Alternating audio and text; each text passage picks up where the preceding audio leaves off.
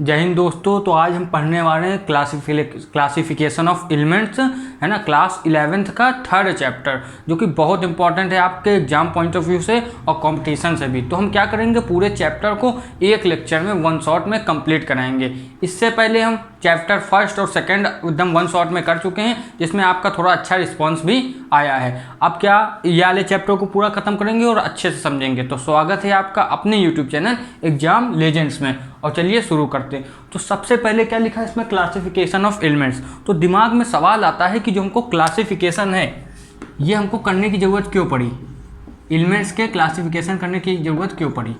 ठीक है, तो इसको थोड़े से थोड़े फैक्ट से समझते हैं। मान लीजिए जैसे आपका टाइम चल रहा है 1800 का, ठीक है, 1800 का मतलब पूरी पीरियोडिक टेबल बनने में अगर कोई डाटा पूछा जाए तो 200 साल तो लगे हैं अच्छे से बनने में। ठीक है, तो 1800 में हमारे पास कुछ एलिमेंट थे, मान लो आप 30 एवरेज में थे। ठीक है, 1865 तक कितने एलिमेंट आ गए हमारे पास, 63। ये सब मतलब एवरेज ही है, मतलब हाँ, मतलब आसपास एकदम एग्जैक्ट डाटा नहीं है। और 2016 तक, है ना, जो अभी तक का डाटा है 118 आ गए, ये रहा। तो अब क्या हुआ, इनका क्लासिफिकेशन करना बहुत ज़रूरी हो गया। 1800 से ही मतलब लग गया था कि हाँ क्लासिफिकेशन करना है। अब लेकिन ये क्यों करना है क्लासिफिकेशन, तो इसका एग्जांपल आप ऐसे समझिए। मान लीजिए आपका सेल्फ है, उसमें बुक्स रखी हैं बहुत सारी, तो आप क्या करो, आपको उसमें से बुक्स निकालना है, तो आप अपने घर में आराम से निकाल सकते हो, भले वो किसी भी उसमें पड़ी हो। आपको ज़्यादा 5 मिनट लगेगा, 10 मिनट निकाल लोगे, क्योंकि कितनी बुक होंगी आपके घर में, 20-25, है ना, 2-3 मिनट का टाइम लगेगा, ढूंढ लोगे आराम से। लेकिन अब क्या हुआ, अब वो मतलब लेकिन ये कि थोड़ी तकलीफ तो हुई, 3-4 मिनट तो लगी गए ना। ठीक है, अब क्या हुआ, आप लाइब्रेरी में गए और लाइब्रेरी में वहाँ होती बुक हज़ारों में, वहाँ पर आपको ढूंढना पड़ गया। मान लीजिए आपको एक हिस्ट्री की बुक पढ़नी है, एक आपको फिजिक्स की पढ़नी है, केमिस्ट्री की पढ़नी है, तो आप ढूंढते रहोगे, बहुत दिक्कत होगी। अगर सब ऐसे उल जुलूल पड़ी हो जैसे आपके घर में है मान लो, तो दिक्कत होगी। तो क्या करो, लाइब्रेरियन है वो क्या करेगा, फिजिक्स की एक जगह बुक रखेगा, हिस्ट्री का सेल्फ एक जगह बनाएगा, आपकी ज्योग्राफी का एक जगह बनाएगा, ऐसा करेगा। इससे क्या हुआ, आपको आसानी हुई और समझने में आसानी हुई, टाइम कम वेस्ट हुआ और आपको मतलब कुल मिला के आसानी है। देखो ह्यूमन बींग्स आज तक एक्सपेरिमेंट कर रहा है, सब कुछ करता है, किसके लिए करता है, सुविधा के लिए ना, बेनिफिट के लिए करता है, अपनी सुविधा के लिए करता है, जिससे उसको आराम मिले। तो वही क्लासिफिकेशन ऑफ एलिमेंट्स में हुआ। और आपको पढ़ाई करनी है, पढ़ाई जब तक क्लासिफाइड ना हो, मतलब क्लासिफिकेशन ना हो, जब तक अच्छे से ना हो, अगर आपका सब्जेक्ट फिजिक्स ना बांटा जाए और कह दिया जाए साइंस पढ़ो, तो साइंस में तो बायो भी आती है आपकी, क्या कहते हैं, साइंस में तो आपकी केमिस्ट्री भी आती है। अगर आपसे फिजिक्स मतलब पर्टिकुलर सब्जेक्ट का नाम ना दे, तो फिजिक्स की चीज़ें आप बायो में लगाओगे तो दिक्कत नहीं होगी। इसलिए आपके इसके लिए जरूरत पड़ी क्लासिफिकेशन ऑफ एलिमेंट्स की। तो आप जानते हो, अगर कुछ भी होता तो पहले एक से एक धुरंधर आते हैं, हर साइंटिस्ट आता है अपनी तरफ से बताता कि मैंने दे दिया, अब ये सही है ना, सब आते हैं।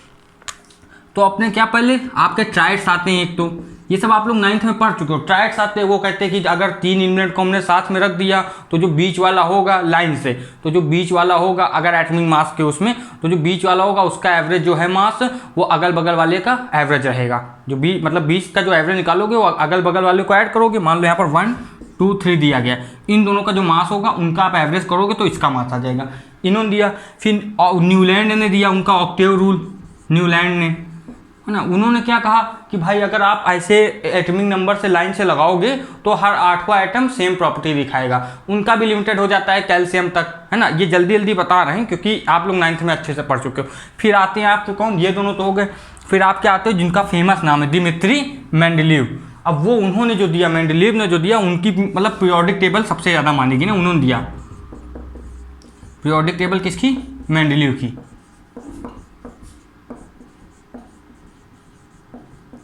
अब देखो इन्होंने पीरियोडिक टेबल दिया, एटॉमिक, देखो इन्होंने काम बहुत अच्छा किया, क्योंकि इन्होंने कहा कि मतलब जो ये चीज़ें इनको केमिकल प्रॉपर्टीज़ के उसमें रखो, जो कि सबसे अच्छा आइडिया था। और दूसरा इन्होंने कहा कि एटॉमिक मास के बढ़ते हुए क्रम में रखो। और इन्होंने क्या कहा, इन्होंने कहा फ्यूचर में कुछ एलिमेंट ढूंढे जाएंगे, तो उसके लिए जगह छोड़ दी कि भैया ये इतनी जगह छूट गई है, यहाँ पर ये एलिमेंट हो सकते हैं। देखो इसकी मेरे पास फोटो होगी, आपको दिखाते हैं। ये इनकी जो थी ये चीज़, ये आपका, ये इसमें इनकी बनी हुई थी ना, ये चीज़ इनकी बनी हुई थी। यहाँ पर आप देख सकते हो, ये इनकी ये बनी हुई थी ना, ये किसकी, दिमित्री मेंडलीव की है। लेकिन एक जगह ये चूक गए, वो मैं आपको बताऊंगा कहाँ पर वो चूक गए। देखो ये दिमित्री का, आप मेंडलीव का आप समझिए ये चीज़, ये कहाँ पर चूक गए, थोड़ी सी चीज़, कहीं ना कहीं इनकी चीज़ अच्छे से बैठ नहीं रही थी। और वो हमको किसने बताया, वो हमको मोजले ने बताया। ठीक है, एक साइंटिस्ट है जिनका नाम था मोजले। ठीक है, उन्होंने मतलब देखो नाम पीरियोडिक टेबल का अगर पिता कहा जाता है फादर, तो वो मेंडलीव आएंगे क्योंकि उन्होंने आधे से ज़्यादा काम कर लिया। बस मोजले ने कहा कि सब कुछ भैया सही है, बस अब एटॉमिक मास की जगह आप इसको हटा के एटॉमिक नंबर कर दो, ठीक है। अब एटॉमिक नंबर तो आप जानते हो, जितने नंबर ऑफ प्रोटॉन होते हैं वही एटॉमिक नंबर, ठीक है। मेन सबसे अच्छा ये रहता है, जितने नंबर ऑफ प्रोटॉन वही, ठीक। तो इन्होंने कहा ये कर दो। अब ये जो मोजले हैं इन्होंने ये जाना कैसे कि मतलब ये एटॉमिक नंबर से ज़्यादा सही रहेगा, तो उन्होंने एक एक्सपेरिमेंट कंडक्ट किया, है ना। एक एक्सपेरिमेंट कंडक्ट किया इन्होंने, क्या किया, जो हर एक एलिमेंट है उससे उन्होंने इलेक्ट्रोमैग्नेटिक रेस निकाली, है ना, एक्सरे डाली, तो कोई ना कोई तरह की इलेक्ट्रोमैग्नेटिक रेस निकली और वो फ्रिक्वेंसी से और एटॉमिक नंबर से वो क्या कोरिलेट कर गई, समझ रहे हो ना। मतलब कुछ कोरिलेट का मतलब ये कि परपेंडिकुलर मतलब प्रोपोर्शनल में आ गई, या फिर कुछ क्या कहते हैं रिलेशन शो करने लगी। ये ऐसे था, ऐसे बना, यहाँ पर एटॉमिक नंबर हो गया और यहाँ पर अंडर रूट हो गया फ्रिक्वेंसी का, हर एक एलिमेंट की फ्रिक्वेंसी। तो ये कुछ ऐसे ग्राफ ऐसा बनने लगा, समझ रहे हो। तो मतलब एक रिलेशन आया और इससे ये पता चला और केमिकल प्रॉपर्टीज भी इससे दिखने लगी। तो उन्होंने कहा कि एटॉमिक नंबर ही सबसे सही रहेगा, ठीक। उन्होंने इतना तो बताया। अब इसके बाद जो एक्सटेंड किया गया, है ना, ये तो इतना समझ में आया। एक्सटेंड जो किया गया पीरियोडिक टेबल को, इनकी मेंडलीव की चेंज किया गया, और जो नई पीरियोडिक टेबल आई उसका नाम रखा गया, जिसका नाम है एक्सटेंडेड पीरियोडिक टेबल, जो अब आजकल हम लोग पढ़ते हैं और जो अभी तक उसमें अब कुछ चेंज नहीं, अब तक वही चली आ रही है ना। आगे फ्यूचर में को भले चेंज हो, इसको हम लोग कहते हैं extended form of modern periodic table ना, ये है मॉडर्न। अब इसमें क्या होता है, अब देखो इसमें कुछ चीज़ें इसकी जाननी पड़ेंगी। पहले तो ये कैसे अरेंज्ड, देखो कीवर्ड्स हम लोग लिख रहे हैं ना, अरेंज है, तो आप इससे नोट्स बना सकते हो। केमिस्ट्री में यही रहता है, अगर आप कीवर्ड्स जान लो तो नोट्स बनाना आसान रहता है। Arrange in increasing atomic number, ऐसे रहा जाता था, है ना, इंक्रीजिंग एटॉमिक नंबर, ऐसे आप मतलब समझ सकते हो। या फिर सबसे अच्छा जो है कि इनको ऐसे अरेंज किया गया कि भाई सब ऐसे ग्रुप इस हॉरिजॉन्टल फॉर्म में, और ऐसे किया गया वर्टिकल फॉर्म में, ठीक है। तो जो हॉरिजॉन्टल हुआ उसका नाम रख दिया इन्होंने पीरियड्स। क्या नाम रख दिया? पीरियड्स ना। और जो ये वर्टिकल कॉलम बनेंगे उनका नाम इन्होंने रख दिया ग्रुप्स ना, ये याद रखना ग्रुप्स। पीरियड्स कितने हैं? 7 हैं। अभी मैं आपको दिखाऊंगा कि पीरियोडिक टेबल कैसी है। और ये कितने हो गए ग्रुप? ये 18 हो गए, ठीक। इतना समझ में आया अच्छे से। अब ये देखो ये चीज़ इतनी समझ में आई। अब इसके आगे पीरियोडिक टेबल देखते हैं, इतना नोट कर लीजिए। तो अब ये देखिए आपकी पीरियोडिक टेबल है इसमें, ये हमारे पास यही जुगाड़ था तो हमने सोचा आपको इससे दिखा दें। तो देखो पहले सबसे जो है उसको कहते हैं एल्कलाई ग्रुप, ठीक है। इसमें क्या है? हाइड्रोजन है, लिथियम है, सोडियम है, पोटेशियम है ना, आपका रुबिडियम है, सीजियम है, ये सब ये जो हैं, ये जो आपकी हैं इनको क्या कहते हैं? एल्कली ग्रुप ना। और जो उसके बगल वाले हैं उसको कहते हैं एल्कलाई अर्थ मेटल, ये इनके नाम है, ठीक है। इसके आगे अब इसको कहते क्या है? जो ये आपका हाइड्रोजन वाला वाला, इसको याद कैसे करेंगे? है लीना कर रब से फरियाद, ये वाली लाइन आप ऐसे याद करोगे, है लीना कर रब से फरियाद। बगल वाली क्या है? बेटा मांगे कार स्कूटर बाप राजी, ऐसे याद करोगे, ठीक है। अब इसको कहते क्या है? इसको आपका कहते हैं एस ग्रुप। इसके जस्ट बगल वाला है उसको कहते हैं पी ग्रुप, ठीक है, इसको कहते हैं पी ग्रुप। और इसके बीच वाला जो है इसको कहते हैं डी ग्रुप, ये आपको याद रखना है, ठीक। और नीचे वाला जो है इसको कहते हैं एफ ग्रुप, ठीक। इतना समझ में आया। अब इसके आगे हम लोग देखते हैं। देखो टेबल आप लोग समझ गए, अभी हम लोग उसकी चर्चा फिर से कर लेंगे, ठीक है। लेकिन ये जो आता है मॉडर्न पीरियोडिक लॉ, ये पेपर में एज इट इज पूछ लिया जाता है, डेफिनेशन 3 नंबर तक की ना। तो इसमें आपको लिखना है elements with similar chemical properties occur at regular periodic intervals when elements are arrange in order of increasing atomic number. अगर हम इंक्रीजिंग एटॉमिक नंबर के में लाइन से लगाते हैं एलिमेंट्स को तो क्या होती है? वो पीरियोडिक प्रॉपर्टी दिखाते हैं, मतलब हर एक इंटरवल में, हर एक पीरियड के बाद वो कुछ प्रॉपर्टीज सेम दिखाते हैं ना। इसको डायगोनल रिलेशन भी आप एक पढ़ोगे भी आगे, डायगोनल रिलेशन भी ऐसे होते हैं। और सिमिलर जैसे कहते हैं across the group, across the period, ये ऐसे जाते हैं, और अक्रॉस द ग्रुप ऐसे जाते हैं। तो इसमें ये अपनी प्रॉपर्टीज दिखाएंगे, ठीक है। अब इसके आगे क्या हम देखेंगे कि मतलब इनको बांटा कैसे गया है, जो नहीं SPDF अभी हम लोगों ने देखा, तो कैसे बांटा गया है। तो देखो किस हिसाब से बांटा गया है।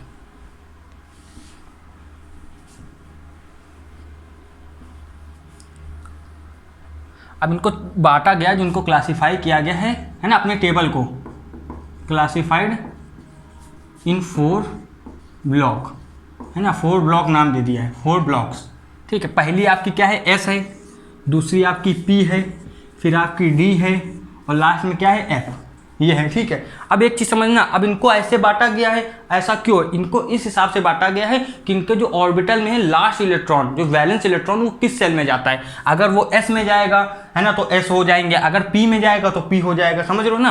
मॉडर्न पीरियोडिक टेबल में जो इलेक्ट्रॉन लास्ट सेल में जाएगा तो एलिमेंट को उसी का ब्लॉक का बता दिया जाएगा, ठीक है। अभी देखो एग्जाम्पल, ऐसे हाइड्रोजन है, हाइड्रोजन ऐसे, हाँ यहाँ पर ये हमने लिखा हाइड्रोजन, है ना। अब देखो ये एसपीडी आप समझ गए, सीधा पहले एस की बात कर लेते हैं, ठीक है। अब इसे ये एस ब्लॉक है, एस ब्लॉक है, तो इसकी हम लोग बात कर लेते हैं। सबसे पहले मान लो इसका हमने ले लिया हाइड्रोजन, ये ले लिया।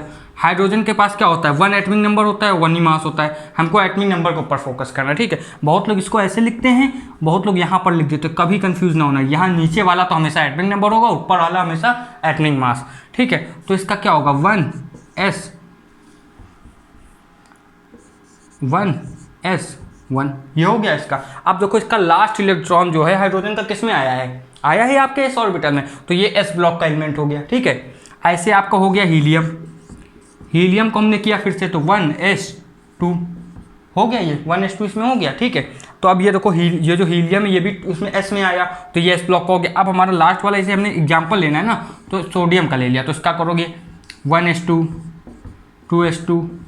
अब ये फिल कैसे किया जाता है, कैसे सारी चीज़ें होती हैं, उसके लिए आप सेकंड चैप्टर अपना देखना, उसमें हम लोग ने अच्छे से पूरी डिटेल में बताया है, ठीक है। इसको कैसे फिल करते हैं, कौन कौन से लॉ हैं, ऑफ बॉफ प्रिंसिपल, सब कुछ बताया है ना। 2p6 और आपका क्या हो गया 3s1, ठीक, 1s2 2s2 2p6 3s1।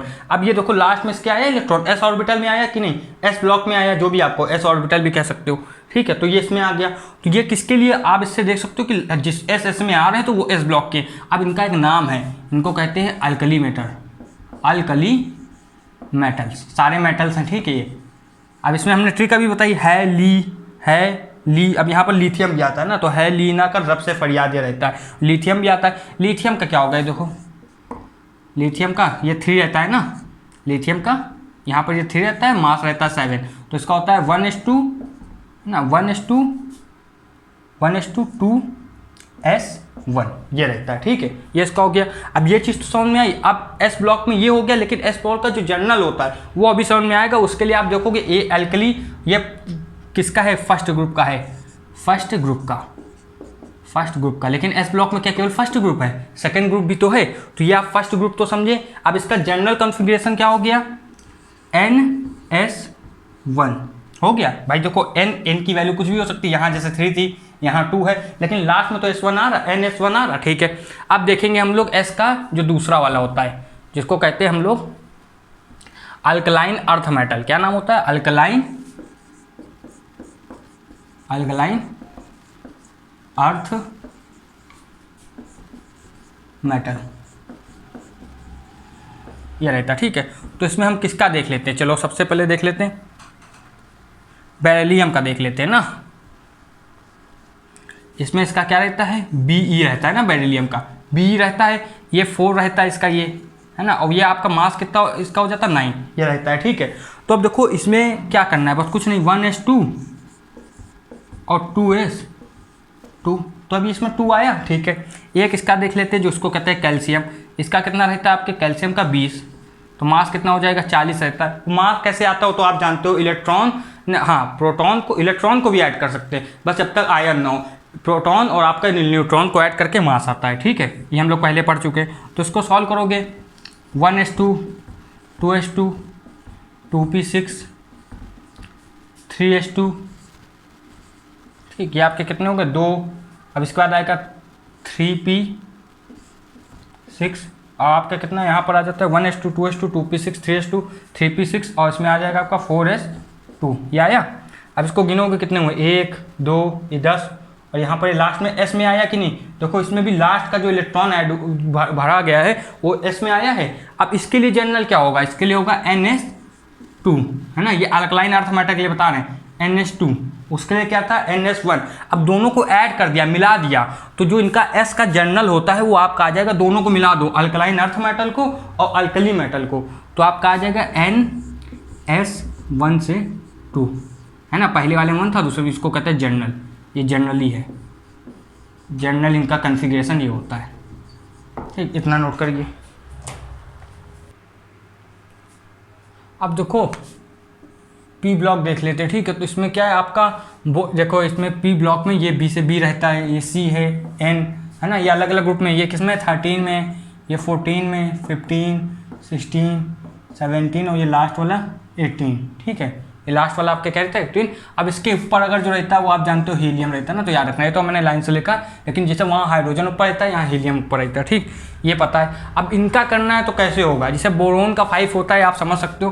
पहले तो इनका जो जनरल फॉर्मूला है वो क्या, N-11D 1 से 10 है ना, NS2, बस ये रहता है जनरल, ये तो याद रखना है, ठीक है। NS2 ये रहता है, लेकिन याद रखना लास्ट में इसी में फिल होगा, लास्ट में किसमें, पी में फिल होगा, जब जाके वो क्या रहता है, जनरल फॉर्मूला ये रहता है। अच्छा, तो डी का है, इसका ये डी के लिए ये चीज़, अभी आप पी का देखिए, पी का क्या रहता है, इसे मान लो बोरोन है सीधा, बोरोन का कितना 5 रहता है, तो कुछ नहीं 1s2 और यहाँ पर कितना आ जाएगा आपका 2s2 और लास्ट में कितना आएगा 2p1। देखो ये बोरोन के लिए आया, तो अगर बोरोन के लिए जनरल पूछेंगे, इस बोरोन फैमिली के लिए, बोरोन ऊपर है तो उसको कहते हैं बोरोन फैमिली, तो आपका आ जाएगा NS1, ठीक है। ये कितना नहीं NS2 NP1 ये आ जाएगा, ये किसके लिए, बोरोन के लिए। वैसे आप आगे इसे कार्बन के लिए करोगे तो कार्बन का कितना आएगा, कार्बन का आपका कितना आ जाएगा, देखो कार्बन का 6 होता है, मैंने नीचे लिखा हुआ है, ठीक है। तो कार्बन के लिए आएगा 1s2 2s2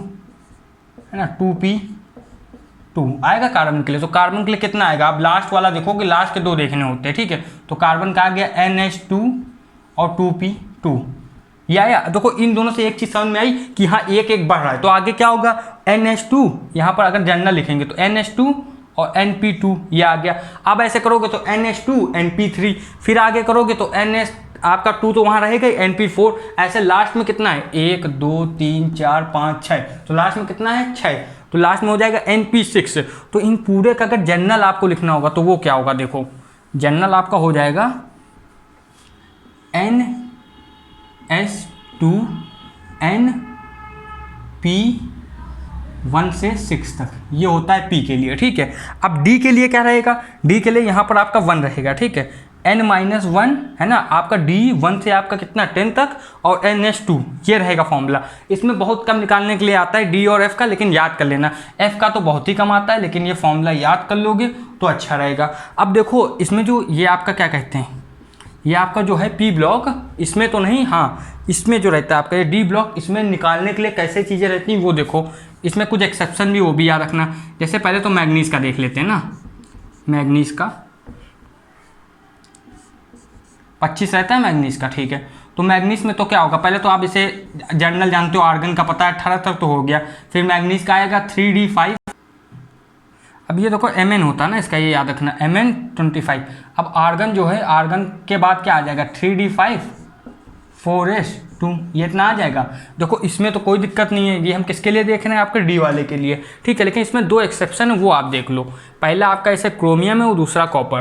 क्रोमियम में क्या रहेगा, क्रोमियम का ऐसे 24 रहता है, तो क्रोमियम का आपका रहेगा, आर्गन पहले अंदर रखोगे, आर्गन 3d5 4s1 रहता है। अब ये किसके लिए होता है, हम पहले पढ़ चुके हैं, हाफ फील्ड और फुल फील्ड ज़्यादा स्टेबल होती है इसके लिए। वैसे जब आपका कॉपर आ जाएगा, कॉपर का 29 रहता है, तो उसके लिए आएगा आर्गन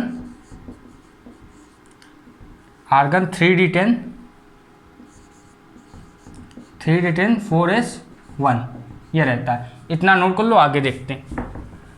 अब देख लो शील्डिंग इफेक्ट क्या होता है। तो शील्डिंग इफेक्ट आपका ये रहता है कि जो डिक्रीज करे फोर्स ऑफ अट्रैक्शन, है ना, जो आपकी फोर्स ऑफ अट्रैक्शन को डिक्रीज करते हैं किसके बीच में, न्यूक्लियस और इलेक्ट्रॉन के बीच में। कौन सा इलेक्ट्रॉन, वैलेंस सेल इलेक्ट्रॉन। इसको हम समझेंगे थोड़ा सा फिगर से। मान लीजिए ये आपका न्यूक्लियस है और ये बीच में सेल्स हैं, तो जो आखिरी वाला इलेक्ट्रॉन है उससे इस न्यूक्लियस की अट्रैक्शन कम होगी, किसकी वजह से, शील्डिंग इफेक्ट की वजह से। अब ये होता क्या है, मान लीजिए यहाँ पर इलेक्ट्रॉन है और यहाँ पर इलेक्ट्रॉन है और यहाँ पर इलेक्ट्रॉन है, तो तो ये क्या चाहेंगे, ये चाहेंगे कि पहले न्यूक्लियस हम लोग को अट्रैक्ट करे, उसको क्यों अट्रैक्ट करे जो इतनी दूर है। तो ये क्या करेंगे, पहले तो इसको रिपेल करेंगे, ठीक है। और दूसरी बात एक शील्ड बना देंगे सारे इलेक्ट्रॉन मिलके, को जो बंदा आखिरी में इलेक्ट्रॉन इसको कहते हैं वैलेंस इलेक्ट्रॉन, ठीक है, वैलेंस इलेक्ट्रॉन।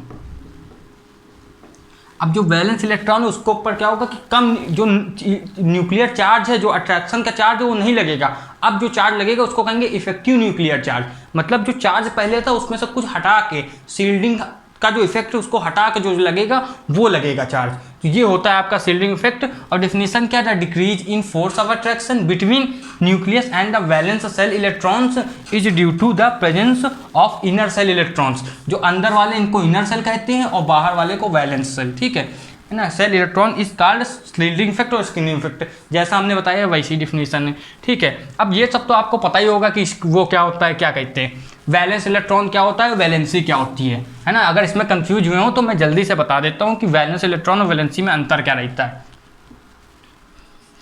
जैसे आपका वैलेंस इलेक्ट्रॉन वो रहता है कि जो इलेक्ट्रॉन कितना बाहर है, मतलब कितने इलेक्ट्रॉन बाहर है। देखो एग्जाम्पल लेते हैं इसका, ये रहा एग्जाम्पल सोडियम का। तो इसमें क्या हुआ 211 होता है, 281। तो अब इसका वैलेंस इलेक्ट्रॉन कितना है, इसका वैलेंस इलेक्ट्रॉन है 1, लेकिन इसका जो क्या कहते हैं वैलेंसी कितनी है, वो भी 1 है, क्योंकि ये 1 इलेक्ट्रॉन दे सकता है।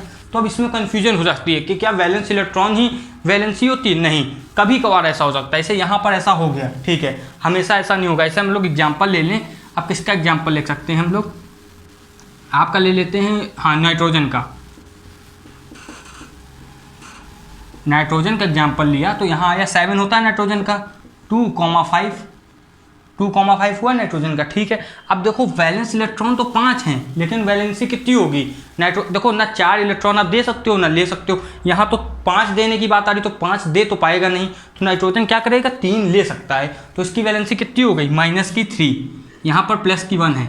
यहाँ क्या हुआ, यहाँ सेम हो गया, लेकिन हर जगह वैलेंस इलेक्ट्रॉन और वैलेंसी सेम नहीं हो सकती, ठीक है। अब हम लोग देख लेते हैं इफेक्टिव न्यूक्लियर चार्ज होता क्या है, जिसके भी बात की कि जो अब जो हमारा वैलेंस इलेक्ट्रॉन उसमें जो चार्ज लग रहा है, जो फोर्स लग रही है, वो इफेक्टिव न्यूक्लियर चार्ज है। तो अब ये होती क्या है, इसको आप ऐसे दिखाओगे ना, इफेक्टिव न्यूक्लियर चार्ज आपका ये रहता है ये। अब इसमें क्या है, ये आपका इफेक्टिव न्यूक्लियर चार्ज है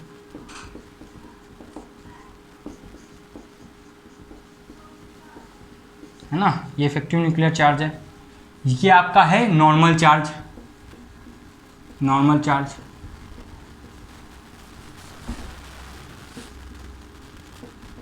और ये आपका है स्क्रीन, या फिर कहते हैं शील्डिंग कांस्टेंट। क्या कहते हैं, शील्डिंग कांस्टेंट, ये आप याद रख सकते हो।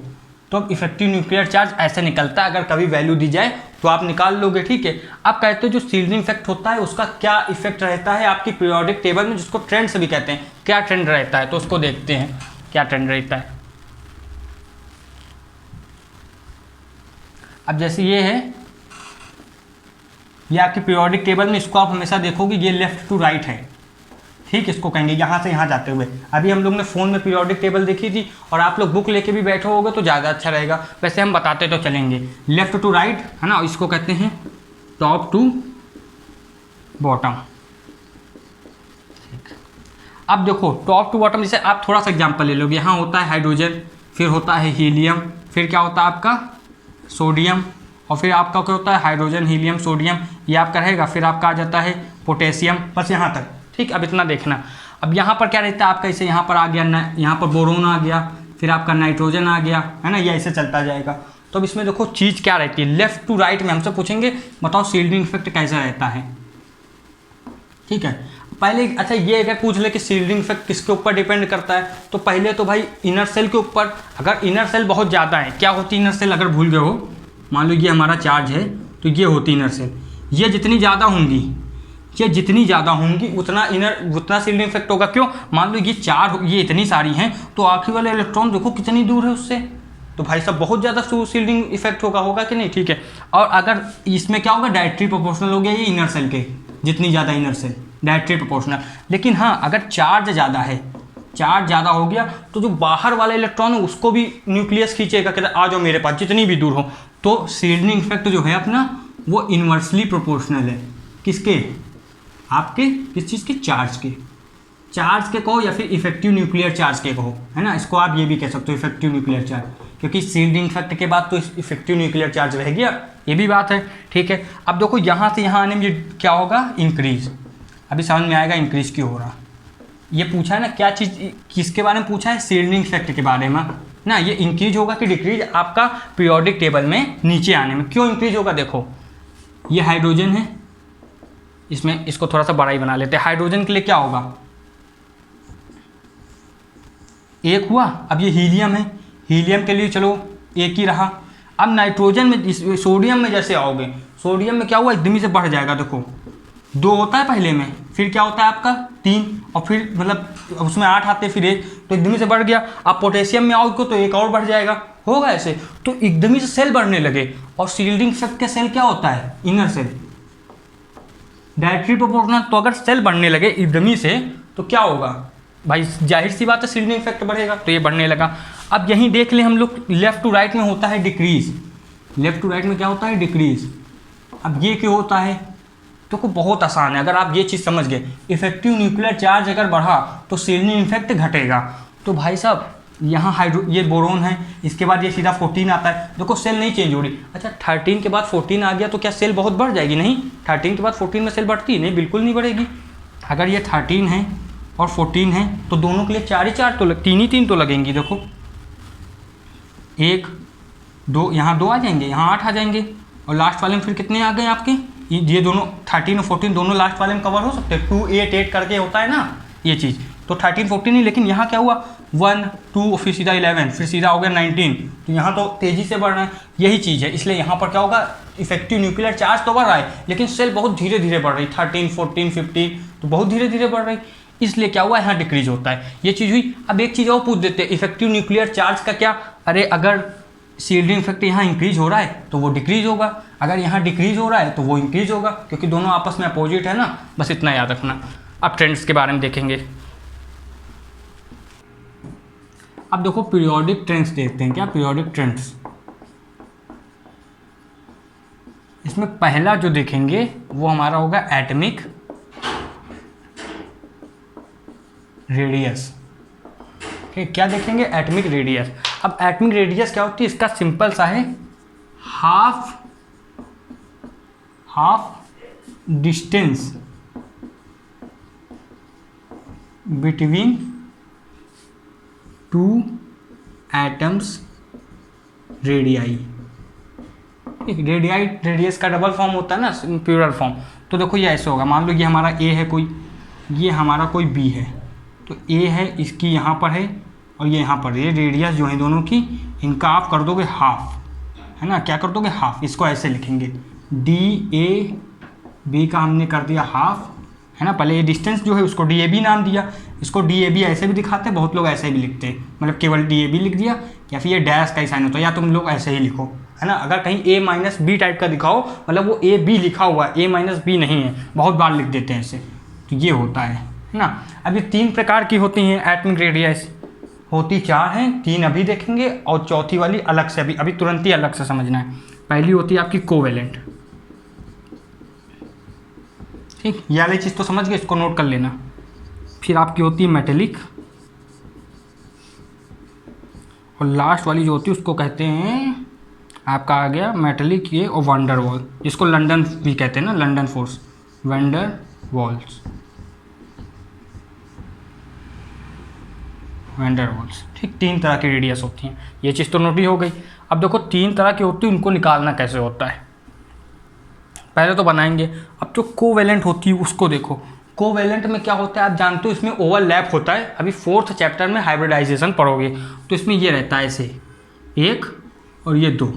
अब ये A है और B है, हमने तो पढ़ा है कि हाँ इसकी रेडियस से इसकी जो डिस्टेंस होती है, इसमें आप देख रहे हो कि जो एक्चुअल है उससे कम आएगी, लेकिन यही तरीका ही है और कोई तरीका ही नहीं है जेन्युइन, ये A और B के लिए, ठीक है। तो इसको आप ऐसे लिखोगे सिंपल सा, ये कोवेलेंट के लिए तो R कोवेलेंट के लिए होगा DAB/2।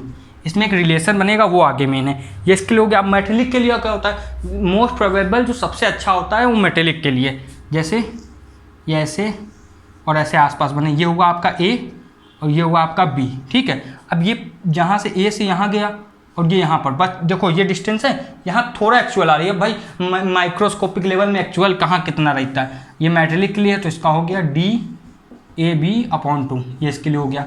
अब ये लास्ट वाला जो है वंडर वॉल, इसके लिए क्या देखेंगे, यहीं पर देख लेते हैं ना इसके लिए। अब देखो वंडर वॉल्स ऐसी फोर्सेस होती है जो आपस में, मतलब वो उनके मॉलिक्यूल्स जो हैं वो गैसियस नोबल के लिए होते हैं। ये होता किसके लिए है, नोबल के लिए, ठीक है, गैसियस नोबल के लिए होता है, जो मतलब जो कनेक्ट नहीं करती आपस में, दूर। अब ये ए और बी होते हैं लेकिन ये आपस में कनेक्ट नहीं होते हैं, इनके लिए भी अब आएगी ए वंडर वॉल के लिए, है ना, ये चीज़ इसको थोड़ा सा यहीं साइड में, ये वंडर वॉल के लिए ना, ये ऊपर लिखते हैं RDAB/2, ये आ गई तीनों के लिए। अब देखो ये तीनों निकाली, इनका जो मेन मकसद है वो इनके ऊपर रिलेशन देखना है। अब वो रिलेशन क्या है वो देखते हैं हम लोग। ये रिलेशन ये है कि जो आपका ये RM है, जो आपका जो RV है वंडर वॉल, ये सबसे बड़ी रहती है रेडियस, उसके बाद आपका मेटेलिक वाली नीचे वाली RM, और लास्ट में आपका होता है ये जो ओवरलैप कर जाती है कोवेलेंट वाली, ठीक, ये चीज़ याद रखनी, हाँ इतना। अब देखो अब इसके बाद आती है हमारी आयनिक रेडियाई, क्या रहती है, आयनिक रेडियाई। अब ये क्या रहती है, इसमें क्या होता है, आयंस के बीच में होता है। मान लो ये आपका एक है एनायन, ठीक, एनायन में कैसा चार्ज रहता है आपका, माइनस का ना, प्लस का, और इसमें क्या रहता है, इसके एनायन में रहता है आपका माइनस का, और कटायन में रहता है हमेशा प्लस का, ठीक, कटायन में रहता है हमेशा प्लस का। तो भाई सब इसको थोड़ा बड़ा बनाओ, जब भी तो समझ में आएगा कि हाँ ये वो है, ठीक है।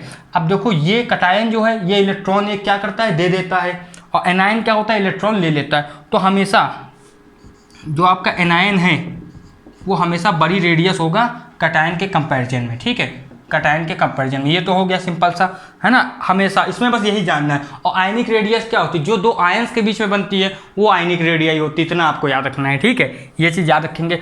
अब इसके बाद देखो एक इसमें एक क्वेश्चन है, वो क्या रहता है वो आप थोड़ा सा देख लो। जैसे मान लीजिए आपका लिथियम है, प्लस है, ये एक आयन है, ये होगा आपका छोटा किससे, सोडियम से, ये छोटा होगा आपका पोटेशियम से, ये छोटा होगा आपका रुबिडियम से, ठीक है, और ये छोटा होगा आपका सीजियम से, है ना, लास्ट में सीजियम आता है जो हम लोग सोलर पैनल्स में यूज़ करते हैं। ये आ गया आपका सीजियम की परत चढ़ाते हैं। अब देखो ये इतना आ गया, यहाँ पर ये भी प्लस होगा क्योंकि कटायन है, ठीक है। यहाँ पर क्या होगा, ये सिंपल सा कि हाँ सीजियम बहुत बड़ा है तो बड़ा रहेगा। लेकिन अगर इसको हमने सॉल्वेशन प्रोसेस कर दिया, इसका सॉल्वेशन, इसको अगर पानी में डाल दिया तो जो हमारी गंगा है वो उल्टी बहेगी, मतलब ये उल्टा हो जाएगा ऐसे, जब सॉल्वेशन प्रोसेस होगा उल्टा, समझ रहे हो ना, मतलब अब बताएंगे क्यों ऐसा होता है। ये उल्टा हो जाएगा, लिथियम सबसे बड़ा होगा, क्यों भाई, लिथियम है बहुत छोटा सा। अब लिथियम को क्या करेंगे, जो वाटर के पार्टिकल्स हैं वो चारों तरफ से घेर लेंगे, और लिथियम को इतना ज़्यादा घेर लेंगे कि लिथियम हो जाएगा सबसे बड़ा। ये क्वेश्चन बहुत बार पूछा जाता है। ऐसे ही क्या है, आपकी जो कोवेलेंट है उसमें क्या ऐसे था, है ना, ये इसे आपका, ये आपका बेरियम और अल्युमिनियम, गैलियम, है ना, और आपका क्या इंडियम, और आता है लास्ट में आपका थैलियम। इनमें क्या रहता है, इनका भी देख लेना, थैलियम रहता है ना। अब इसमें क्या रहता है, आपको लगेगा कि हाँ ये ऐसे बराबर में जाएगा, ठीक है, ऐसे बढ़ता रहेगा, लेकिन इसमें रहता क्या है, इन दोनों का ऐसे लगेगा कि हाँ बराबर चलता जाएगा, लेकिन इन दोनों का क्या होता है, जो रेडियस है वो सेम होती है, और वो होती है पुअर शील्डिंग इफेक्ट की वजह से, या फिर जो आपकी डी है ऑर्बिटल उसकी वजह से। ये आपको याद रखना है, ठीक है। इन दोनों का होना चाहिए डिफरेंस, लेकिन इक्वल हो जाता है कि जो अल्युमिनियम है वो गैलियम के बराबर है, तो एक्सेप्शन है पुअर शील्डिंग इफेक्ट की वजह से, वो भी डी ब्लॉक का। इतना नोट कर लीजिए आप लोग। अब देखते हैं हम लोग आयनाइजेशन एनर्जी क्या होती है, ठीक है, बहुत फेमस टॉपिक है, और इससे इतने क्वेश्चन आए सीबीएसई में इस चैप्टर से, जिस और बाकी किसी से ना आए हों। तो आयनाइजेशन एनर्जी होती क्या है ना, एनर्जी रिक्वायर्ड, है ना, energy required to remove a valence shell, valence shell तो आप समझ गए हो, valence shell electron from outermost, है ना, वैलेंस सेल को ही कहते हैं outermost shell of gaseous atom होना चाहिए ना, गैस फॉर्म में होना चाहिए, ये चीज़ याद रखना, गैसियस एटम होना चाहिए। तो ये आपकी क्या होती है, आयनाइजेशन एनर्जी होती है। अब आयनाइजेशन एनर्जी होती क्या है, अगर नॉर्मल समझना हो कि मान लीजिए ये मेरा है, ये इसमें क्या किया हमने, इलेक्ट्रॉन, सिंपल सा, ये इसमें क्या हुआ, एक इलेक्ट्रॉन इससे ले लिया, तो ये हो गया आपका, इसमें जो आयनाइजेशन एनर्जी है उसको हमने क्या, IE1, समझ रहे हो। अब ये एक इलेक्ट्रॉन निकालने के लिए जितनी एनर्जी हमने दी है ना, तो वो आपका क्या हो गया, आयनाइजेशन एनर्जी, सिंपल सा। वैसे ही मान लो अब ये A+1 आ चुका है, फिर हमने इसको एनर्जी दी तो आया A2+1, है ना, A2+1। अब ये इलेक्ट्रॉन एक और निकल गया, एक पहले निकल चुका है कि यहाँ पर, इसको कहोगे आप IE2, ये हो गया। अब इसमें रहा क्या, ये पहले जो एनर्जी लगी उसको कहेंगे आयनाइजेशन एनर्जी 1 और दूसरों को कहेंगे हम लोग 2। तो इसमें एक चीज़ है, ये यूनिवर्सल रहेगा बिल्कुल, कि हमेशा ये वाली आयनाइजेशन एनर्जी 2 जो है वो हमेशा पहले आयनाइजेशन एनर्जी 1 से हमेशा ज़्यादा रहेगी, ये 2 वाली हमेशा, कहीं कोई भी लॉजिक लगे हमेशा रहेगी, ये आपको इतना याद रखना है बिल्कुल, ठीक है। अब इसके आगे कुछ इसके ट्रेंड देखेंगे, जैसे आयनाइजेशन एनर्जी है वो एटॉमिक साइज का कैसे रहती है ये देखते हैं ना। तो आयनाइजेशन एनर्जी जो है वो एटॉमिक साइज के हमेशा इन्वर्सली प्रोपोर्शनल रहेगी, है ना। अब ये देखो क्यों, और उसके क्या कहते हैं आपके जो है शील्डिंग इफेक्ट के, उसके भी आपके इन्वर्सली प्रोपोर्शनल रहेगी, है ना। आयनाइजेशन एनर्जी जो है आपकी वो हमेशा इन्वर्सली प्रोपोर्शनल होगी आपके एटॉमिक साइज के, एटॉमिक रेडियस या फिर एटॉमिक साइज सबसे अच्छा, इसमें सब आ जाएगा। अब देखो एटॉमिक साइज के लिए क्यों रहती है, मान लो ये है, ये हमारा है लिथियम, ठीक, ये लिथियम है, और ये हमारा क्या है, सोडियम, ठीक, ये सोडियम है, ये आपका क्या रहेगा, सोडियम रहेगा। तो आप खुद देख सकते हो ये बड़ा साइज है भाई, ये कितने पास इसके इलेक्ट्रॉन और इसके कितनी दूर इलेक्ट्रॉन है। अब आप खुद बताओ, लिथियम से बहुत आराम से निकल जाएगा जो आपका क्या कहते हैं इलेक्ट्रॉन, या फिर इससे सोडियम से, लिथियम से आराम से निकल, क्या कहते हैं जो आपका ये जो लिथियम है इससे क्या बहुत मुश्किल लगेगी, समझ रहे हो मतलब भाई, बहुत पास में आप, जैसे मान लो कोई किसी के बहुत ज़्यादा करीब है, आपको दूर करना है तो उसका जो अमाउंट है बढ़ा के देना पड़ेगा, कि भैया 50 लाख दे रहे हैं इसकी ज़िंदगी से दूर चले और 60 लाख दे रहे हैं ना। और जो थोड़ा ही थोड़ा आपस में प्यार या जो कुछ है तो आप क्या करोगे, कहोगे कि भैया 500 रुपये लो, 600 रुपये दो और जाओ। तो यही इतना अंतर होता है सोडियम में और लिथियम में, तो ये आराम से निकल जाएगा। तो इसके लिए आयनाइजेशन एनर्जी कितनी हुई, कम हुई, और लिथियम के लिए बहुत ज़्यादा हुई। लिथियम छोड़ता ही नहीं है, एक हिसाब से देखो लिथियम जो अपने इलेक्ट्रॉन को जल्दी छोड़ता ही नहीं है, ठीक, ये रहता है। अब देखो ये जो ये इसका साइज बढ़ा है और इसका छोटा है, तो एटॉमिक साइज के इन्वर्सली प्रोपोर्शनल, लॉजिक अच्छे समझ में आया। अब आपका जो है दूसरा शील्डिंग इफेक्ट, इसके भी इन्वर्सली प्रोपोर्शनल है आयनाइजेशन एनर्जी। अब देखो इसमें कभी चिंता ना करना किसको ऊपर लिख दिया किसको नीचे, इन्वर्सली दिखाना है, इन्वर्सली दिखा रहे हैं। Shielding effect inversely proportional ionization energy के, या फिर ionization energy inversely proportional shielding effect के, ठीक है, ऐसी मतलब शील्डिंग इफेक्ट। देखो अब ये बड़ा साइज है तो यहाँ पर इलेक्ट्रॉन है। अब ये भाई ये जो है ये इसके कनेक्ट नहीं कर पा रहा है क्योंकि इलेक्ट्रॉन बहुत दूर है ना, बिल्कुल बात सही है। और ये तो आराम से कनेक्ट कर पा रहा है क्योंकि इलेक्ट्रॉन थोड़ी सी दूरी में। तो अब देखो जहाँ दूर है वहीं तो शील्डिंग इफेक्ट होता है। अब जब ये कनेक्ट नहीं कर पा रहा तो इसको कोई भी ले जाए, इलेक्ट्रॉन को उठा के ले जा सकता है कि नहीं। और ये क्या, इसको ध्यान भी नहीं है। जब इसको ध्यान नहीं है तो ये पैसे ले पाएगा, एनर्जी मतलब ले पाएगा कि भैया एनर्जी दो तब देंगे इसको, लेकिन ध्यान है ये एनर्जी मांगेगा। तो इन्वर्सली प्रोपोर्शनल होगा जिसका शील्डिंग इफेक्ट ज़्यादा होगा। सोडियम का ज़्यादा है शील्डिंग इफेक्ट और इसका कम है। अब इन दोनों से ये तो पता ही चल रहा है कि हाँ ये दोनों डायरेक्टली प्रोपोर्शनल है ना, सिंपल सी बात है। ये चीज़ इतनी हुई। अब इसके आगे हम क्या देखेंगे कि इसका वो क्या है, ट्रेंड। अब इसमें इसका ट्रेंड क्या रहेगा, देखो सिंपल सा लॉजिक है, इसमें कुछ नहीं है। यहाँ होगा डिक्रीज और यहाँ होगा इंक्रीज। अब कैसे समझ में आएगा आराम से, लिथियम यहाँ रहता है, सोडियम यहाँ रहता है, डिक्रीज हो रहा है कि नहीं, तो है लीना कर रब से फरियाद, नीचे जाते जाओगे इसका साइज बढ़ता जाएगा। इसके आगे पोटेशियम और साइज बढ़ा, उसके आगे आपका क्या आता है रुबिडियम और साइज बढ़ा, है ना, और साइज बढ़ा, तो ये क्या होगा नीचे डिक्रीज होगा। अब यहाँ इंक्रीज क्यों हो रहा है, देखो यहाँ 13 है, मान लो यहाँ पर कितना है 21 आता है स्कैंडियम का, फिर 22, फिर 23, फिर 24, चार्ज बढ़ता जा रहा है। अब किसी का चार्ज सेल इतनी ही है और चार्ज पहले 1 था, 2 हो गया, 3 हो गया, 4 हो गया, जैसे जैसे चार्ज बढ़ता जाएगा तो जो आपका इलेक्ट्रॉन उसको ज़्यादा अट्रैक्ट नहीं करेगा, है ना, जो आपका एलिमेंट है इलेक्ट्रॉन को ज़्यादा अट्रैक्ट करेगा। और जब इलेक्ट्रॉन को ज़्यादा अट्रैक्ट करेगा तो ज़्यादा एनर्जी मांगेगा। इसलिए एक चीज़ अब यहाँ से और आ गई कि हमारा जो आयनाइजेशन एनर्जी है वो इफेक्टिव न्यूक्लियर चार्ज के ई एक्स जिसका हम लोग नाम देते हैं, या फिर यहाँ स्टार भी इसको बना लेते हैं, ये इसके डायरेक्टली प्रोपोर्शनल होगा। जितना ज़्यादा इफेक्टिव न्यूक्लियर चार्ज होगा उतनी ही आपकी क्या होगी, आयनाइजेशन एनर्जी होगी। इफेक्टिव न्यूक्लियर चार्ज भूले तो नहीं, ई माइनस आपका ये स्क्रीनिंग कांस्टेंट होता है। ये इतनी चीज़ समझ में आई। अब चलिए इसके आगे हम लोग देखते हैं। अब हम लोग देखते हैं इलेक्ट्रॉन गेन एंथैल्पी। अब देखो ये क्या होता है, आयनाइजेशन एनर्जी में क्या हो रहा था कि हम लोग जो इलेक्ट्रॉन है उसको लूज करा रहे थे, मतलब इलेक्ट्रॉन को रिमूव करा रहे थे। इसमें क्या होगा, जो भाई साहब अब वो आ गए इनको इलेक्ट्रॉन की बहुत ज़्यादा नीड है। अब क्या होते हो तो सारे नॉन मेटल्स होते हैं, तो पता ही है। अब ये मेरा ए है ना, अब इसने क्या किया, इलेक्ट्रॉन ले के ए माइनस बनाया, तो अब इसको क्या हुआ, एनर्जी देनी पड़ेगी। ठीक है, समझ लो, एनर्जी मतलब क्या कहते हैं, इसको एनर्जी निकालनी पड़ेगी। ये रहता है, इलेक्ट्रॉन लेना है ना तो एनर्जी निकालनी पड़ेगी। भाई तुम कोई चीज़ ले रहे हो, समझ लो, कुछ ले रहे हो तो तुमको निकालनी पड़ेगी। और जब कोई चीज़ तुमने दे दी तो वो आ गई निगेटिव में। अगर तुम किसी को अपने पैसे दे दो, देखो पहले तो तुम पैसे ले रहे थे, समझ लो ना, इलेक्ट्रॉन निकाल लेते। अच्छा तुमने अपना कोई सामान दे दिया तो तुम प्रॉफिट में हो क्योंकि कुछ पैसे मिले। अब तुम किसी से कुछ ले रहे हो तो निगेटिव में जाओगे।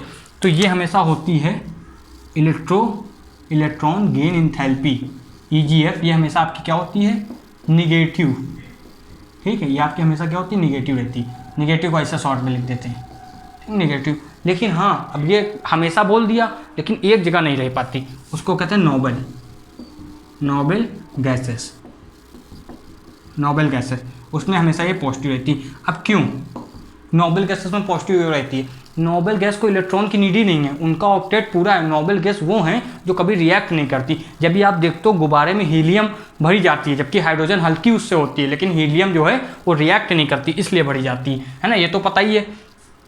अब नोबल गैस जो पॉजिटिव क्यों है, भाई देखो नोबल गैस को पैसे चाहिए नहीं, ठीक है, बिल्कुल नहीं चाहिए। अब आप कह रहे हो ले लो, मतलब आपका ये है कि मतलब उसको इलेक्ट्रॉन नहीं चाहिए, आप कह रहे हो ले लो, तो कहेगा भाई देखो पैसे इलेक्ट्रॉन ले लेंगे लेकिन तुम जिद करो तो तुमको पैसे भी दो, समझ रहे हो ना। मतलब तुम अपना सामान दे रहे हो और कह रहे हो इसको अपने पास रखे रहो, तो तुम कहोगे उसकी सिक्योरिटी भी दो क्योंकि मुझको तो ज़रूरत ही नहीं है, समझ रहे हो। ये कहते हैं नोबल गैसेस। इतना हो गया। अब इसके बाद एक चीज़ और है, इलेक्ट्रॉन गेन एंथैल्पी जो वो तो पॉजिटिव है, लेकिन अब इसके बाद अब देखो ये समझना अच्छे से, ये है आपका, इसको अच्छे से बनाएंगे। अब ये है, देखो ये आपका न्यूक्लियस है, ये आपके बाहर है। अब ये क्या हुआ, आपने एक इलेक्ट्रॉन ले लिया, ठीक है। अब ये पहले से इलेक्ट्रॉन तो थे ही, जैसे क्लोरीन मान लो, इलेक्ट्रॉन ले लिया। अब क्या होगा, अब फिर से आपके पास कोई आएगा, पहले आपके पास कर्जा है, इलेक्ट्रॉन ले रखा है ना। अब क्या हुआ, आया वो पार दफे से कह रहा भाई इलेक्ट्रॉन ले लो। अब आप भैया गुस्से में हो कि भाई अब तो नहीं ले पाएंगे, पहले से एक इलेक्ट्रॉन हमारे पास है। इस समय क्या होता है, एनर्जी हो जाती है पॉजिटिव। समझो जो सेकंड इलेक्ट्रॉन गेन एंथैल्पी होती है वो हो जाती है आपकी पॉजिटिव।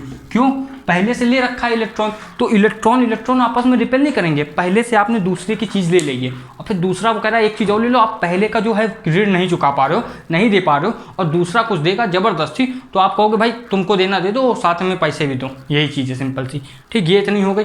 अब इसका जो होता है एक चीज़ है कि इलेक्ट्रॉन गेन एंथैल्पी जो होती है वो माइनस में इक्वल होती है इलेक्ट्रॉन एफिनिटी के। अब इलेक्ट्रॉन एफिनिटी क्या होती है, छोटा सा टॉपिक है।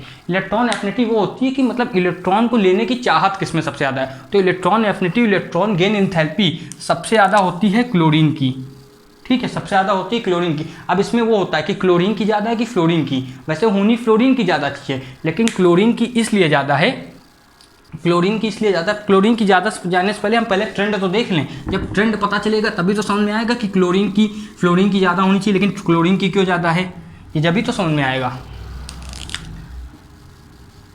अब देखो यहाँ से यहाँ पर इंक्रीज़ करेगी, यहाँ से यहाँ पर इंक्रीज़ करेगी और यहाँ से यहाँ पर डिक्रीज़ करेगी, ठीक। तो आप जानते हो फ्लोरीन ऐसे आता है, ठीक, और आपका जो क्लोरीन है वो कैसे आएगा, फ्लोरीन का तो ये रहता साइन, और क्लोरीन ऐसे आता है। अब यहाँ डिक्रीज क्यों कर रही है, समझो, यहाँ मेटेलिक कैरेक्टर बढ़ता जा रहा है। अब ये बताओ आपके सिलेबस में 9th में 10th में कौन सा ऐसा मेटल है जो कहेगा हमको इलेक्ट्रॉन दो आके। मेटल तो इलेक्ट्रॉन डोनेट करते हैं ना, चाहे सोडियम हो, चाहे पोटेशियम हो, चाहे कैल्शियम हो, तो यहाँ डिक्रीज होती है क्योंकि नीचे मेटेलिक कैरेक्टर बढ़ता है। अब ये भी बता देंगे कि मेटेलिक कैरेक्टर क्यों बढ़ता है, क्या रहता है, सिंपल से याद रखो। यहाँ पर क्या होगा, मेटेलिक कैरेक्टर जो इंक्रीज करता है, याद रखना है ना, टॉप टू बॉटम।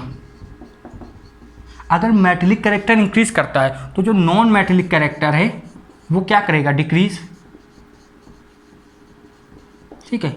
ये इंक्रीज़ करता है ना, तो उसको साइन ऐसे दिखाएंगे इंक्रीज, और ये डिक्रीज हो रहा है नॉन मेटेलिक कैरेक्टर। जस्ट यही चीज़ यहाँ उल्टा हो जाएगी, यहाँ क्या होगा आपका मेटेलिक कैरेक्टर जो है वो इधर जाते हुए डिक्रीज करेगा। अब इसको समझना है तो थोड़ा सा लॉजिक लगा के समझो, भाई क्लोरीन कौन सा मेटल है, नॉन मेटल है, फ्लोरीन कौन सा मेटल है, नॉन मेटल है, मेटल तो है नहीं ये सब। अब जब ये मेटल नहीं है तो सिंपल सी बात है, इधर जाओगे तो मेटेलिक कैरेक्टर डिक्रीज करेगा। अब ये डिक्रीजिंग है तो नॉन मेटेलिक कैरेक्टर यहाँ क्या हो गया, इंक्रीजिंग, जस्ट उल्टा है बस, ठीक। ये चीज़ समझ में आ रही, ये इंक्रीजिंग हो जाएगा। अब यहाँ पर ये क्लोरीन ज़्यादा क्यों है, देखो ये जो है हमारा, ये जो ये इसके लिए इलेक्ट्रॉन गेन इंथैल्पी के लिए है ना, इलेक्ट्रॉन गेन इंथैल्पी, या इसको HEG भी बोलते हैं, ठीक है। तो ये यहाँ पर क्या हो रही है, देखो डिक्रीज। लेकिन आप कह रहे हो कि क्लोरीन का जो मतलब एनसीईआरटी में भी लिखा है कि क्लोरीन का जो इलेक्ट्रॉन गेन इंथैल्पी है या फिर इलेक्ट्रॉन एफिनिटी है वो ज़्यादा है फ्लोरीन से, क्यों? देखो इसको समझना है तो ऐसे समझो, ये इतना तो आप समझ चुके हैं, इसको ऐसे समझो फिगर बना के। अब जो फ्लोरीन है उसका साइज है ये, अब जो क्लोरीन है उसका साइज है ये बड़ा, समझ लो ना, इसके कंपेयर में साइज बड़ा है। अब क्या होगा, फ्लोरीन के इलेक्ट्रॉन आसपास हैं, ठीक, इसके इलेक्ट्रॉन दूर दूर हैं, ठीक है। तो फ्लोरीन में क्या होता है, इतनी छोटी सी जगह होती है ना क्लोरीन के कंपेयर में, क्योंकि फ्लोरीन 9 होता है ना, और क्लोरीन होता है 17। तो फ्लोरीन में क्या होता है, इलेक्ट्रॉन रिपल्सन ज़्यादा होता है, जिसकी वजह से ये आपसी में मतलब नहीं रह पाते अच्छे से। और आप कहोगे कि एक इलेक्ट्रॉन और ला के रख दो, तो वो तो मुमकिन नहीं होगा, क्योंकि वो 9 इलेक्ट्रॉन में तो रह नहीं पा रहे हैं। अब क्लोरीन क्या होता है, यहाँ अपना बड़ा दिल दिखाता है कि भैया हमारे पास बहुत जगह है, आओ हमारे पास आ जाओ। तो किसकी चाहत ज़्यादा है, फ्लोरीन तो 9 को नहीं संभाल पा रहा है, तो फ्लोरीन क्या एक इलेक्ट्रॉन को लेगा, नहीं। तो किसकी चाहत ज़्यादा है, इसकी, क्लोरीन की, इसलिए यहाँ पर इसकी इलेक्ट्रॉन गेन इंथैल्पी और इसकी इलेक्ट्रॉन एफिनिटी दोनों ज़्यादा होती है, ठीक है। ये आपको याद रखना है। अब ये हमेशा नेगेटिव में होती है, इसलिए यहाँ माइनस लगा दिया है, अगर इसमें भी कन्फ्यूजन हो रहा हो तो। इतना आपको समझ में आया, ठीक है। अब इसके आगे थोड़ा सा एक टॉपिक देख लेते हैं, बस खत्म। अब आपका आ गया इलेक्ट्रोनिगेटिविटी। जैसे आयनाइजेशन एनर्जी से बहुत क्वेश्चन आते हैं, वैसे इससे भी आते हैं इलेक्ट्रोनिगेटिविटी। अब इसमें क्या होता है, ये करता है अट्रैक्ट, बस simple definition, attract shared electrons. इसका काम ये रहता है, क्या करता है, अट्रैक्ट करेगा शेयर्ड इलेक्ट्रॉन को, वही आपका होता है। जैसे ये हमारा HF होता है, तो इसमें ये क्या होगा, ये इलेक्ट्रॉन है मान लो, तो ये खींचेगा ऐसे, ये ऐसे बनता है, ये ऐसे इलेक्ट्रॉन को खींचता है, ये फिगर में ऐसे दिखाएंगे, ये ऐसे इलेक्ट्रॉन को खींचेगा अपनी तरफ। इसके पास क्या होगा, पार्शियल माइनस आ जाएगा, और इसके पास पार्शली प्लस आ जाएगा, इसको पार्शली कहते हैं। तो इसके बाद पार्शली प्लस आ जाएगा, उसके बाद पार्शली माइनस, समझ रहे हो, ये रहता है। ये यहाँ पर आपका पार्शली माइनस और ये आपका यहाँ पर पार्शली प्लस, ये ऐसा रहता है। अब देखो ये इसी के ऊपर पूरा इलेक्ट्रोनिगेटिविटी बेस होता है। अब ये रहता क्या है कि मतलब किसको इलेक्ट्रॉन ज़्यादा चाहिए, किसको इलेक्ट्रॉन की वो ज़्यादा है, मतलब इलेक्ट्रॉन को अपने पास रखना है। तो इसमें नंबर 1 में होता है फ्लोरीन, ठीक है, फिर होता है आपका ऑक्सीजन, और फिर आपका क्या होता है आपका नाइट्रोजन। तो इसको आप ऐसे याद कर सकते हो, जिसका एक ट्रिक है फ़ोन करके, ये बहुत बार पूछा जाता है, तो इसकी ट्रिक है फ़ोन से आप याद रखोगे फ्लोरीन, ऑक्सीजन और नाइट्रोजन। अब इसका ट्रेंड देखते हैं, पीरियोडिक ट्रेंड है ना। तो अब ये देखो लॉजिक लगाओ सिंपल सा, इलेक्ट्रोनिगेटिविटी क्या है कि इलेक्ट्रॉन को कौन अपनी तरफ खींच रहा है, जिसका न्यूक्लियर चार्ज ज़्यादा होगा वही तो ज़्यादा अट्रैक्ट करेगा। तो यहाँ पर क्या होगा, इंक्रीज, ठीक है। अब देखो फ्लोरीन का यहाँ ज़्यादा क्यों है, वो इलेक्ट्रॉन गेन इंथैल्पी में तो हार गया, लेकिन यहाँ नहीं जीत पाएगा क्लोरीन इससे, क्यों, क्योंकि अब इसका साइज छोटा है। पर जिसका साइज छोटा है ना उसी का तो फायदा है, यहाँ पर साइज छोटा है तो क्या करेगा, लोग चीज़ों को अपनी तरफ खींचेगा, है ना। अब यहाँ पर ये हाइड्रोजन इसलिए नहीं खींच पा रहा है, साइज हाइड्रोजन का छोटा है, लेकिन हाइड्रोजन की जो इलेक्ट्रोनिगेटिविटी है, एक चार्ट है उसमें वो फ्लोरीन से जीत नहीं पाता, नेचर ही नहीं है उसका ऐसा, समझ रहे हो ना। मतलब कायदा यही कहेगा कि हाइड्रोजन को जीतना चाहिए, लेकिन हाइड्रोजन का नेचर ही ऐसा नहीं बना। नेचर में हाइड्रोजन कभी अट्रैक्ट करने वाला नहीं हो सकता जब तक उसके सामने मेटल नहीं आ जाते। मेटल में वो अट्रैक्ट करता है चीज़ों को, इंक्रीज, और ये होगा डिक्रीज। अब ये डिक्रीज क्यों हो रहा है, हमने कहा ना जितना छोटा साइज हो, तो भाई साहब नीचे आने में तो साइज भड़बड़ा के बढ़ता है। देखो हाइड्रोजन, हीलियम, लिथियम ऑक्साइड, फिर Na आ गया, फिर पोटेशियम, ये तो साइज बढ़ते जा रहे हैं ना एकदम से। इसलिए यहाँ होगा 1 2 3, ये इतना रहेगा, फिर सीधा 11, फिर सीधा 19, इसलिए यहाँ साइज एकदमी से बढ़ेगा। फिर रुबीडियम आता है, उसका 35, पता नहीं कितना 36 चला जाता ना ऐसे। अब यहाँ पर ये चीज़ अच्छे से समझ में आई। अब जो इलेक्ट्रोनिगेटिविटी है, इसके कुछ पॉइंट है, ऐसे इलेक्ट्रोनिगेटिविटी जो है आपका वो कैसे कैसे काम करती है, ये तो ट्रिक आपने लिखी ली। मेटेलिक कैरेक्टर जो है उसकी होती है इन्वर्सली प्रोपोर्शनल, भाई कौन इलेक्ट्रॉन को खींचता है, मेटल की नॉन मेटल? नॉन मेटल तो electronegativity inversely proportional, non metallic character के डायरेक्टली प्रोपोर्शनल इलेक्ट्रोनेगेटिविटी। ठीक है, अब देखो बहुत लोग ई माइनस करके भी दिखा लेते हैं क्योंकि इलेक्ट्रोनेगेटिविटी ज़्यादातर माइनस रहती है, ये है ना, मतलब एक चीज़ों को खींचोगे तो माइनस आ जाएगा तुम्हारे ऊपर ये। अब देखो इसमें, या फिर माइनस नहीं लगाओगे तब भी कोई दिक्कत नहीं। ये इतनी चीज़ हो गई। अब देखो इसमें क्या रहेगा, ये जो शील्डिंग इफेक्ट है उससे क्या होगा, फायदा होगा कि नहीं? शील्डिंग इफेक्ट का आप अपने आप से सोच के ये कमेंट में बताओगे कि शील्डिंग इफेक्ट का क्या होगा, डायरेक्टली प्रोपोर्शनल होगा या फिर नहीं होगा, ये आपको बताना है, बहुत सिंपल सा है। ठीक है, अब इसके क्या आगे हो सकता है, आयनाइजेशन। अब हाँ ये देखो, ये तो बता दिया है, बस लिखना है। आयनाइज जो इलेक्ट्रोनेगेटिविटी है वो इन्वर्सली प्रोपोर्शनल है एटॉमिक साइज के। अब भाई इसमें तो सिंपल सी बात है, साइज बढ़ाओगे तो हमने यहाँ बता ही दिया, जब ज़्यादा बढ़ा दोगे तो वो कैसे इलेक्ट्रॉन को अट्रैक्ट करेगा। तो ये चीज़ थी समझ में आई। अब यहाँ पर लगभग हमने सारे टॉपिक करा दिए और आपका चैप्टर जो है कंप्लीट हो गया है बिना कुछ छोड़े। अगर कुछ छूटा हुआ है आपको लगता है तो आप कमेंट करिएगा, हम उसको कंप्लीट कराएंगे। वैसे मेरे हिसाब से सब कुछ हो चुका है। ये चैप्टर 3 था, इससे पहले हमने first some basic concept of chemistry कराया है, दूसरा स्ट्रक्चर ऑफ एटम कराया है। अब 3-4 दिन के अंदर आपका चौथा चैप्टर भी आ जाएगा। हमारा जो साइमल्टेनियसली वो भी चल रहा है फिजिक्स के चैप्टर्स, है ना, हम 5 चैप्टर तक कर चुके हैं विद एनसीईआरटी सॉल्यूशन, तो उसको भी चेकआउट करना मत भूलना। और हमारे चैनल को लाइक शेयर सब्सक्राइब करना मत भूलना। एग्जाम लेजेंड्स नाम से जिसने अभी नया ही चालू किया है, लेकिन आपको अच्छी उम्मीद देने के लिए, अच्छा कंटेंट देने के लिए हर दिन मेहनत करता है। आप ये समझ लीजिए हमारे 30 दिन से लगातार वीडियो आए हैं बिना किसी क्या कहते हैं इंटरवल के, ना कि 5 दिन बाद अपलोड तो नहीं किया। तो इसके लिए आप पढ़ाई करेंगे, नोट्स बनाएंगे और सब्सक्राइब भी करके जाएंगे और इसको शेयर करेंगे अपने दोस्तों के साथ। जय हिंद।